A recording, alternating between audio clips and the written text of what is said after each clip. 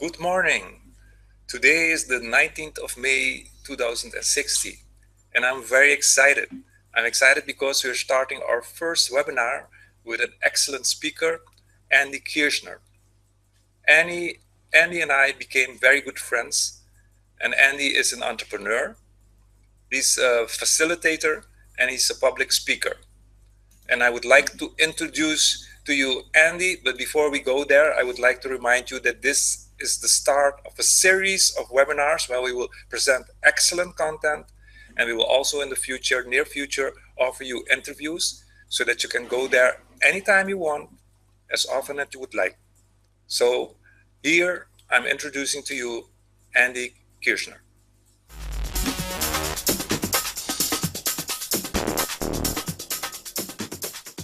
My name is Andrew Greg Mitchell Clemens Kirchner, aka the Recycled Pirate. I was born here on Curacao on November 21st, 1976. My mom already knew I was trouble when I was born, hence the long name. Andrew Greg Mitchell Clemens Kirchner, stop that! And that would stop any child right in his tracks. Uh-oh, I did something wrong. Anyway, my friends call me Andy, so you may call me Dad. I'm gonna take you on a journey from the last 4 years, what happened in my life and why I am here right now today. On May 19, this picture was taken in April, but a month later, May 19, 2012, I went on my last and final dive.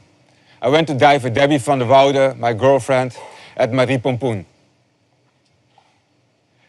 It became our last dive. We went too deep, for too long, ran out of air, had to do an emergency ascent, and a few minutes later, Debbie passed out. I fought for my life to bring her back to shore and fought for my life to stay alive and stay afloat. Debbie passed away a couple of hours later in the hospital, and I stayed paralyzed from my waist down. After 6 hours, they flew me to Bonaire for 10 days. May 19th to May 29th were the darkest days of my life. Lying in the ICU, high on opium, darkened by my own thoughts and imaginations, the trauma that I caused, that I've been through. I wished I was dead. Right there and then, I knew I could only rediscover myself. In those 10 days, I fought with every demon you can ever think of going on in your head. Until this day, it still gives me goosebumps of what went on in that room. After 10 days and 6 sessions in the decompression chamber, they flew me back to Ceos, the hospital here in Curacao, because they didn't know what to think of it. They didn't know what to do with it. My lungs were getting worse. My body was getting worse. Mentally, it seemed that I was getting worse. So they put me in a room for rehabilitation and to later send me out to another clinic in the hope that I would find a purpose in life. In that month in Ceos, with several infections and other things that came across, I started rediscovering who I was, what I was, why I survived. Instead of staying in the dark, I started finding light, more and more light. I heard this song in my head constantly, Ode to Joy from Beethoven, but singing by old, dark devils. They were like ugly angels. And they kept singing in a false tone, and I couldn't control it. They sent me to all the different doctors so they could check my hearing, but I knew it was happening in my head. I knew it was the drugs they were giving me. I knew it was my trauma that I've been through, but I couldn't control it yet. Soon I realized the only way for me to get over this was for me to change that singing into a beautiful singing, because it was one of my favorite songs, Ode to Joy. Just the name says it all. So little by little, the voices started to change. And instead of the false, annoying, scratching singing, little by little they started to become, they opened up. They started to sing in tune. And I knew I was gaining control. I enjoyed every moment of my friends because I knew I didn't only have to rediscover myself, but I had to rediscover life. I had to find myself. I had to recycle my life. After 30 days in the hospital, and after all the infections I've been through, and every time losing hope and gaining it back again, they sent me to Vriet, a rehabilitation clinic, because you got to find a way with life. And what it was, they didn't know, but I did. From my first day in Vriet, I told the physical therapist that you can see here on the screen, Miriam, I'm gonna walk again, and nothing's gonna stop me. And she said, oh, slow down, boy. And they put me in the machine, lift me up with the machine and said, see, you're standing again. I said, no, this is the machine lifting me up. I am gonna stand again. So the next day, she put me in this bridge with the wheelchair, right before this moment. And she said, okay, stand up.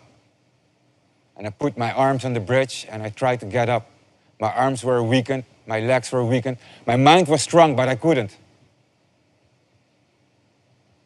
But instead of crying, I started laughing and lose the last bit of strength that I had in my arms. And Miriam said, let me help you. And she put her knees against my knees, her hand around my hips. That way I could force myself up against her. And I stood up. And this is the best picture they ever took of me and ever will take of me. This is my best memory ever. And at that point I realized if I wanted to achieve something, I had to share it with somebody. I had to work together with somebody because I can do a lot of things in my head. But I needed her to get to my next point. Me and Miriam banged heads with each other for the next 6 months. I stayed there till October 2012. In the meanwhile, I started walking with crutches like a drunken monkey. I went out for my first time again in the car, doing shopping with my mom and friends. I went to the beach for the first time again, while everybody thought I would be afraid, traumatized by the sea. I embraced it because the sea didn't do me anything. I loved the sea. And the day I was back with Debbie for just a brief second. And I knew my promise to her that I was going to be the best person I would ever become was working. I was taking small steps, literally small steps, but I was getting there. There was a moment in there that from a solitary, well, I almost would say a hotel room, but it was a hospital room, that I went in a group room in a rehabilitation clinic. And suddenly you're being confronted with other people that are in worse conditions than you. As you can see here in the middle, you see Frank. At that point, he was 17 years old, jumped from a pier, broke his neck and was paralyzed from his neck down. Frank became an example to me. Not because he was so strong or because he was so smart, but because he was happy. Whatever happened, he was smiling. Because crying didn't help. So if I smile, I might make my day better. So as an example, I started waking up every morning early so the nurses would have more time for him instead of needing to wash me. I started to cover the tables for our breakfast so the nurses would have more time for him and the other patients instead for me. I started making sandwiches for him in the morning so the nurses would have more time for the other patients instead for me or for him. Of course, there was a lot of teasing and a lot of tantalizing each other, but it grew into a friendship. And the happiness became real because it was shared. After 6 months, I was sent home. They didn't know anymore if I would improve, if my condition would get any better. They didn't know what to do with me. And I still believed I would still grow stronger. I would still get better. There wasn't any social method to cover my expenses. There was no social way to help me rediscover myself. They just sent me back to my parents, go live with them, and hey, good luck. So I decided I'm gonna kick ass. I'm gonna show what I can do when you believe in yourself. I woke up every morning still. Frank wasn't there anymore. I didn't know who to fight for, except for myself. I didn't know how to deal with it because suddenly, instead of living in a group, I was living in a small room all by myself with one bed and nobody around me. My parents would be at their work during the day, and the rest of the time it was just me, my demons, and my physical pain. The only way to deal with that was by training every day. Not just my body, but mostly my mind. Believing in what I could do. Believing in that I could conquer everything that would come on my path. That the only reason I was still alive was because Debbie wanted me to. Because I wanted me to. I would live for the both of us for the rest of my days. So I discovered that if I wanted to continue life, I would have to create a second life. Living off a social pay of 160 guilders, more or less $80 every 2 weeks, I knew I didn't have a future. I couldn't live on my own, I couldn't get a car, I couldn't do anything. I could just buy a pair of boxers and then my money would be gone. And I didn't want to ask my mom every time again for her money or my dad. So I knew I had to start creating a new life. I came with a business idea for Second Life Curaçao. What is the best way to recycle a life? Is by taking the waste of a life and creating something new and more beautiful of it. Just like I did with my own life. I was living again and it wasn't worth that much yet, other than for me. So why not do it for me and for other people that deserve the second chance in life? So I started taking cans, taking old wood, taking calabash, cocos, everything, every waste materials, and started making into things. Just to deal with the pain and hoping I would sell 1 or 2 just to fill my social pay. And maybe one day give my idea to somebody else so they could turn it into a business. I didn't know yet that me would be myself. Within a year, I sold so many cans that it was a small business. Within a year, I became the cover model for a Go Weekly magazine. Within a year, I stood in 3 newspapers with my story. Within a year, I opened the show of Levi Silvani, and I knew I am doing something special and I'm getting the chance to share my story. I'm getting the chance to inspire people. And more important yet, I get to be inspired by all these people that I get to inspire. So my second idea came. The recycled pirate, because, hey, with the beard, I mean, you gotta be a pirate. And if I'm recycling life, I better be a recycled pirate.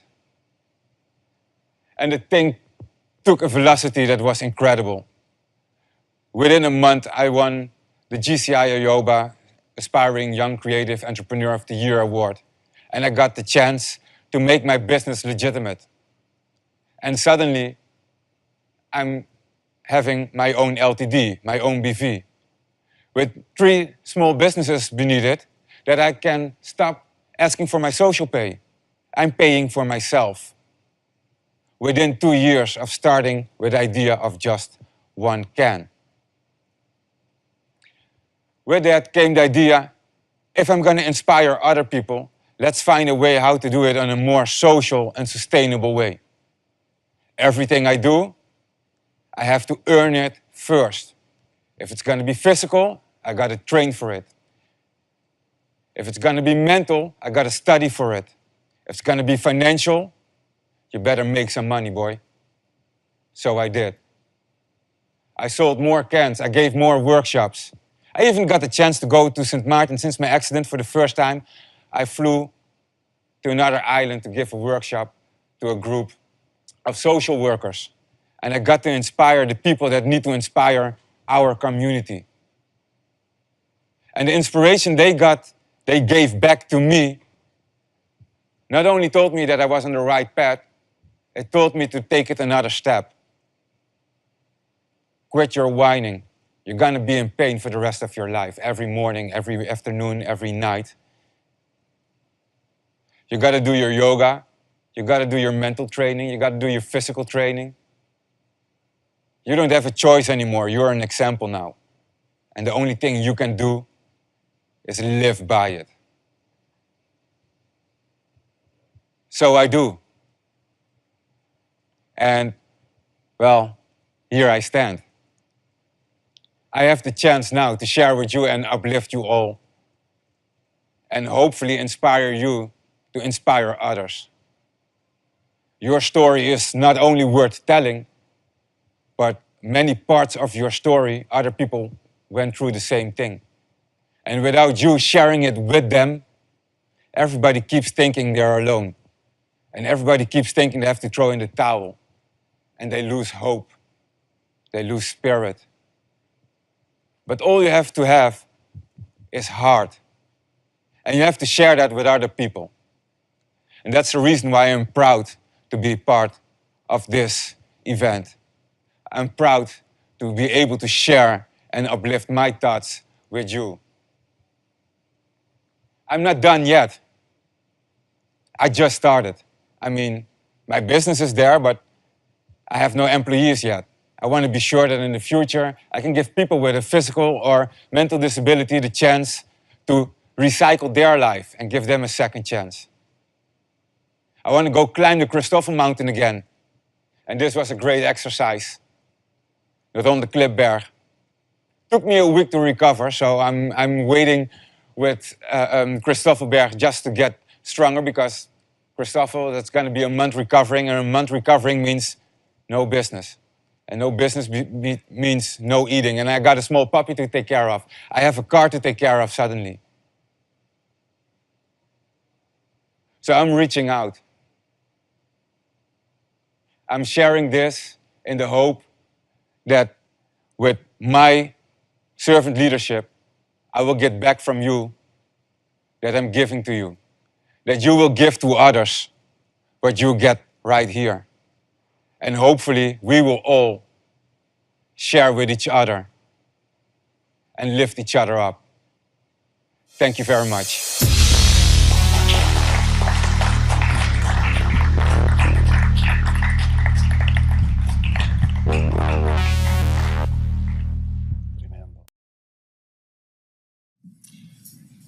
Bom dia, good morning everybody.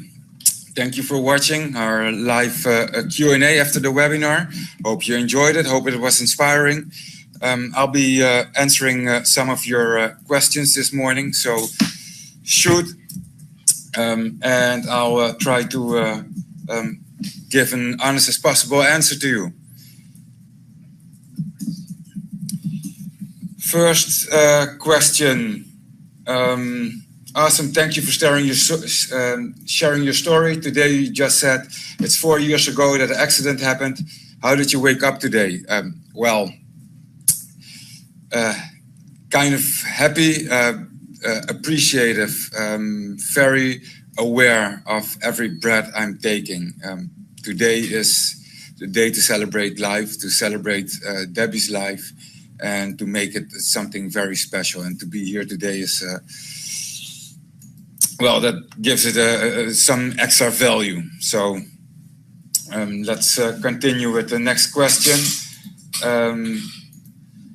En papiamento, danke pa compartir what I of Ting Uhende Kuta role model. Thank you for sharing. Do you have somebody that is your role model?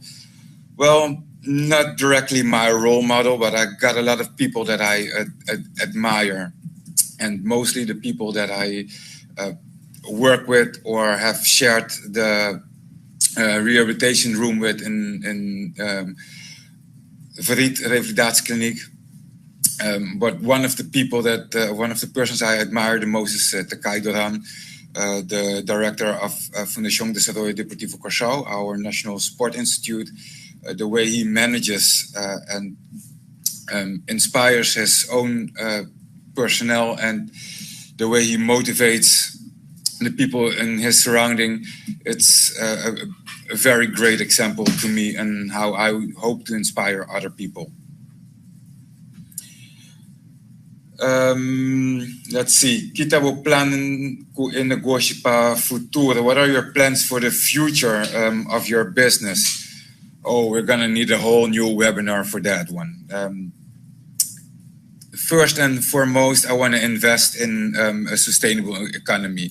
With everything I do, I want to be sure to take responsibility for my actions, for the actions of my business endeavors, to make sure that I work in a way to sustain my community. Not just me. I'm not doing it for me. I'm making sure that I have some food to put in my stomach, but mostly to invest in my community. So with Second Life Curaçao, that means mostly invest in a workplace for people with a disability, to give them an opportunity to have some value in their lives, and hopefully give them a job for a long term, or maybe just help them to start to find a job. So kind of like a liaison to a workplace, something like that. And for the Recycled Pirate, I'm developing more workshops to be giving, like I did in St. Martin. Right now I'm preparing one to give here in Curaçao, and hopefully I'll have more opportunities with that to give not solely to businesses, but mostly to people in general, and help them develop skills to deal with adversities in life, to help with breathing exercises, yoga exercises, and how to deal with random things that you corner in life that make things worthwhile. A question in Dutch. Triest en vreselijk ongeluk. Hoe kijk je nu 4 jaar later terug op de dag dat het gebeurde? Wat heb je geleerd en wat geef je ons als kijker mee? Sad and horrible accident. How do you look back at it 4 years later that it happened? What have you learned from it, and what do you give us as viewers back? Well, a very elaborate question. Let me see how I can answer that as short as possible. How weird it may sound, it was a horrible accident, but it was also a blessing in disguise, a very big disguise. It has taught me that I can do anything I want, that everything that I was ever taught was taught by people that knew what they knew, and that I actually knew nothing, that I only knew what people had told me, but I had to teach myself a whole new life lesson, a whole new way of living, a whole new way of looking at things, that I'm stronger than everybody ever thought, than I ever could think, and that I'm able to do magic with nothing, that I still have tons and tons to learn, that no matter how much I learn, I still know nothing.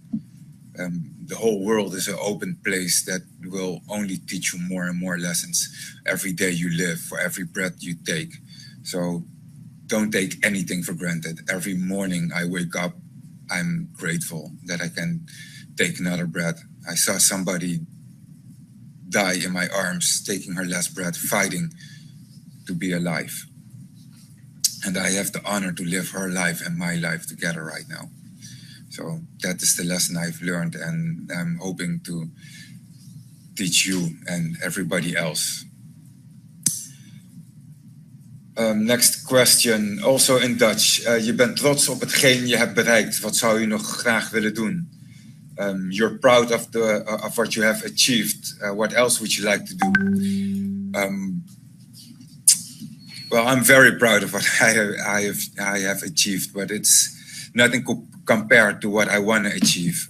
I want to be an inspirer to people, and I want to be an employer to people that wouldn't have opportunity.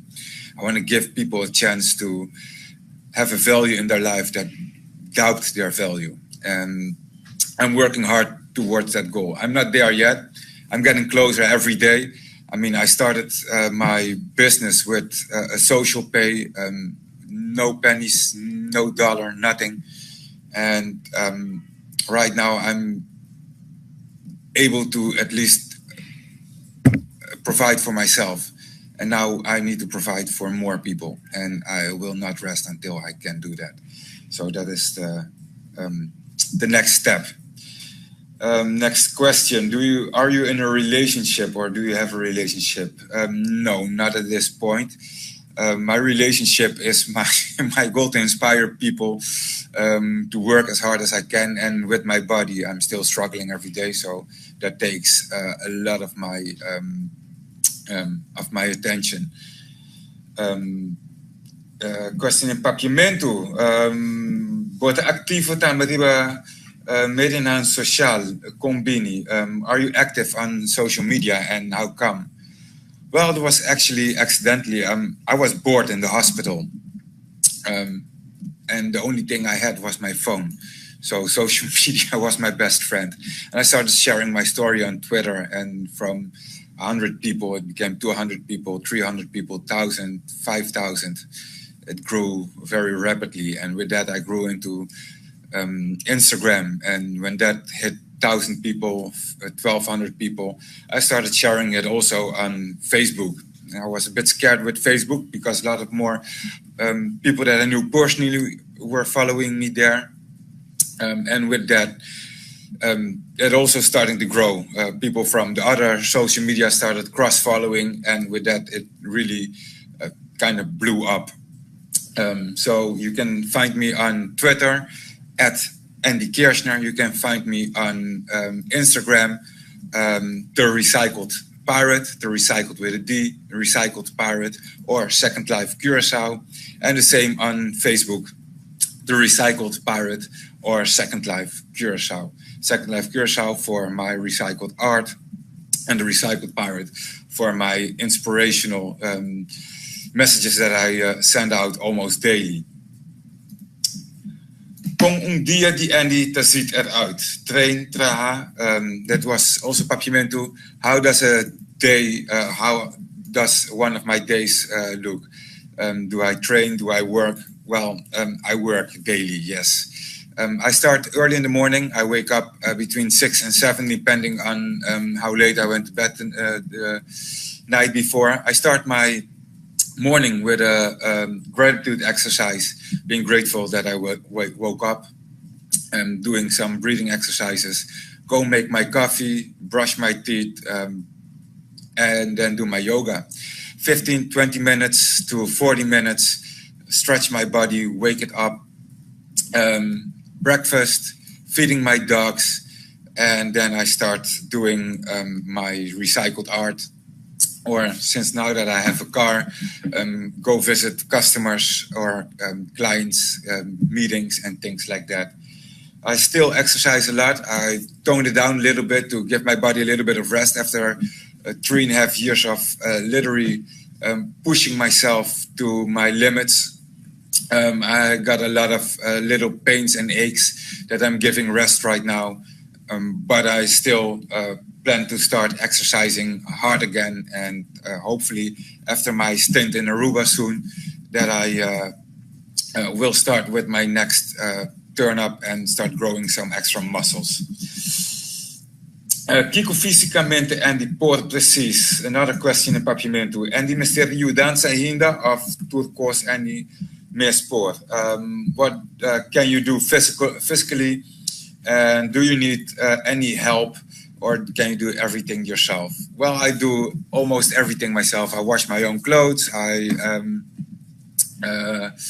I do all my exercises by myself. I do most of my cooking. So yes, I can do everything. I still need help, but those are with medical things. that are a little bit too detailed to explain right now. I do need a lot of physical therapy. I got a lot of physical pain daily, and that I gotta attend. Mostly I do that with yoga. Once a week I go to physical therapy, and I'm also looking to expand that in new technologies with body stress release, because it's just too much for me to handle alone. But again, you need the finance to do that. So that's why I'm working hard, so I can afford that. Another question in papiamento. Que deseo más anything para futuro, para el negocio? What are your wishes for the business in the future? Well, I kind of explained that already by employing people, mostly people with a disability, but also people that deserve a second chance. It doesn't have to be a disability. We got a lot of people in our society that lost track, lost the sight of future, don't know what to do. And I think the way we try to help them as a community, we try to guide them too much. Sometimes you just give them an opportunity and help them on their path with the questions they are asking. So I'm hoping to develop plans with that. And the other thing is, I'm really hoping to be able to help people enhance their thinking, enhance their skills to deal with adversity. And with that, I'm starting a round of workshops called Life Awareness. And the first one is going to be sustainable thinking, and I'll be presenting that one soon. So follow me on social media so you know when I'm going to start with that one. Kiko Anita aconseja otro que quizás físicamente o mentalmente me pasa algo así, me pasa algo así. What do you advise other people that go through the adversity, physical adversity that you have been through? So yeah, be patient. Be patient. Believe in yourself. Find as much information you can about your own physical skills. Train your mind. Everything you can, everything you will, want, you can. You have to focus on what you want to accomplish. Train yourself in that. Visualize where you want to go, what you want to do before you start doing it. If you know you want to start walking again, visualize that you can walk. I had a dream that I wanted to run. I had the eagerness of running. So I was mentally running every day, every day that I was lying in bed. And I knew I wouldn't be able to run maybe, but at least I would be able to walk again. And suddenly one day I could move a toe. And a few months later, I was walking again on 2 crutches. And right now I'm mentally running my business. So everything is possible. One of the last questions, I think, Andy, tin contacto ainda com muito nang diferit. Andy, do you have? Are you still in contact with the people from Farid, the rehabilitation clinic? Well, yes. Last weekend there was a congress about spinal cord injury that I met one of my greatest motivations. The boy that I also mentioned in my webinar, the 17-year-old kid. Right now he's 19, he's still in his wheelchair. And I want to be able to one day provide for him, to be able to be sure that nobody has to take care of him. One day his mother's not going to be there anymore, or not going to be as able as she is now. And I want to be sure that I will be there to take her place. So, and I made that promise to him last weekend again. So it was a very emotional moment. Also, Alten Paas from Fundación Alten Paas that does a lot for people with a spinal cord injury and other people right there were there that were in a wheelchair, and had a great opportunity to network with them, see what their needs were, bought some books, some autobiographies from some of them. so I can learn from their experiences, and hopefully improve my skills to help others to be more of service to other people that need my services. Okay, well, thank you everybody for your questions. Before I'm gonna finish up, round up, I wanna remind you all that tomorrow morning we got another webinar coming. Renske Pin will be there with the behavior of signs of behavior. Also very interesting at 9 o'clock. Be sure to tune in then again. I'm going to thank you all for watching, and hope to hear or see you soon. Take care.